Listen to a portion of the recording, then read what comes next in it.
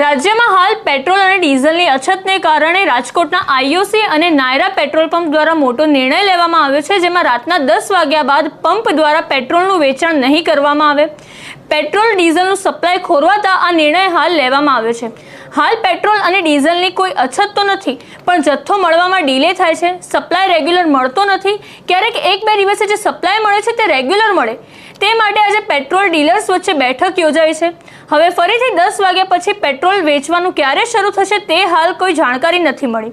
હવે જો વાત કરીએ અમદાવાદની, તો અમદાવાદનું પણ જે એચપી પેટ્રોલ પંપ છે, જે શિવરંજની ખાતે આવેલું છે, ત્યાં પણ પેટ્રોલ ખૂટી જવાને કારણે હાલ પેટ્રોલનું વેચાણ બંધ કરી દેવામાં આવ્યું છે. બપોર સુધીમાં પેટ્રોલનો પુરવઠો આવતા પેટ્રોલ પંપ ફરીથી શરૂ કરવામાં આવશે. વાહન ચાલકોને પેટ્રોલ ન મળતા તેમને ભારે હાલાકીનો સામનો કરવો પડ્યો છે. શિવરંજની પેટ્રોલ પંપને પણ આગળથી સપ્લાય નથી મળ્યો, જેના કારણે પેટ્રોલ પંપ હાલ બંધ કરી દેવામાં આવ્યો છે. સામાન્ય દિવસે શિવરંજની પેટ્રોલ પંપ પર વાહન ચાલકોની લાંબી કતાર જોવા મળે છે, પરંતુ હાલ આ પેટ્રોલ પંપ બંધ હોવાને કારણે સાવ સુમસામ જોવા મળ્યો છે.